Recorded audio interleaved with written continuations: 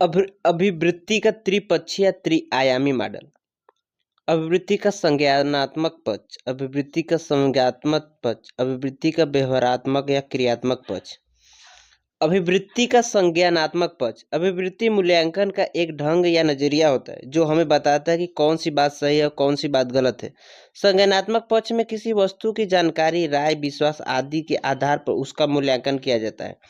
यह जानकारी या विश्वास धार्मिक भी हो सकती है या धर्मनिरपेक्ष भी, पारंपरिक भी हो सकती है या आधुनिक भी, यह मिथकी हो सकती है या तथ्यात्मक भी हो सकती है।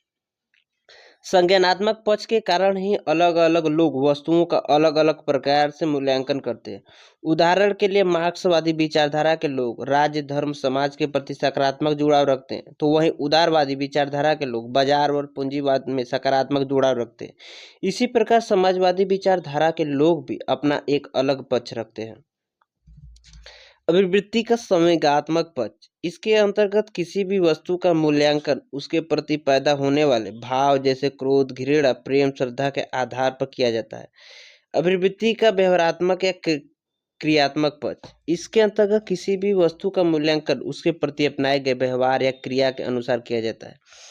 उदाहरण के यदि किसी शैव मातावलंबी को सर्प दिखाई देता है तो वह उसे शुभ मानता है। उसका मानना है कि सर्प भावना भगवान शिव का अंश होता है, इसलिए उसमें सर्प को हाथ जोड़कर प्रणाम किया। यहाँ पर सर्प का ईश्वर का अंश मानना उसका संज्ञानात्मक ज्ञान है, जबकि सर्प दिखाई देने पर उसे शुभ मानना उसकी श्रद्धा है जो कि संवेगात्मक पक्ष है। व्यक्ति का सर्प को प्रणाम करना क्रियात्मक पक्ष है। वहीं यदि किसी सपेरे को वहीं सर्प दिखाई देता है तो उसे देखकर खुश होता है, क्योंकि सर्प उसके लिए आजीविका का स्रोत है और इसलिए वह उसके पकड़ने की कोशिश करता है। यहाँ पर सर्प का आजीविका का स्रोत होना उसका संज्ञानात्मक ज्ञान है। सर्प को देखकर खुश होना संज्ञात्मक पक्ष है, जबकि उसे पकड़ना क्रियात्मक पक्ष है। इस प्रकार यहाँ दोनों व्यक्तियों में सर्प के प्रति सकारात्मक अभिवृत्तियां हैं। कुछ देशों में सर्प को आहार के रूप में खाया जाता है, इसलिए वहां सर्प को देखते ही उसे पकड़कर मारने की कोशिश की जाएगी। ऐसे में यहाँ नकारात्मक अभिवृत्ति होती है। इस प्रकार यदि किसी आम व्यक्ति को सर्प दिखाई देता है तो वह भी उसे देखकर मारने की कोशिश करता है ताकि वह उसे नुकसान ना पहुंचा सके, क्योंकि सर्प का काटना मनुष्य के लिए जानलेवा हो सकता है। ऐसे में यहाँ भी नकारात्मक अभिवृत्ति होती है।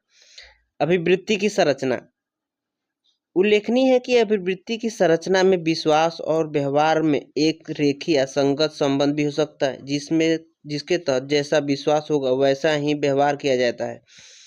इसके उल्टा यदि विश्वास के विपरीत व्यवहार किया जाए तो यह तनावपूर्ण संबंध होगा। इसके अंतर्गत हमें यही जानना होता है कि यह तनावपूर्ण संबंध आखिर बनता क्यों और कारण क्या है।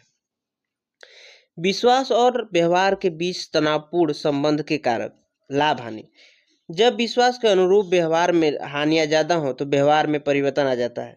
मूल्यांकन, जब हमारा मूल्यांकन हो रहा और मूल्यांकन के मानक हमारे विश्वास से अलग हो तो व्यवहार में परिवर्तन आ जाता है। छवि प्रक्षेपण, जब व्यक्ति अपनी छवि को बचाने का या एक प्रकार की छवि प्रक्षेपण का प्रयास करता है तो व्यवहार में परिवर्तन आ जाता है। संवेगात्मक पक्ष, कई बार संज्ञानात्मक पक्ष तो तेजी से बदल जाता है किंतु संवेगात्मक पक्ष उसके अनुसार परिवर्तित नहीं होता। ऐसे में व्यवहार में परिवर्तन आ जाता है।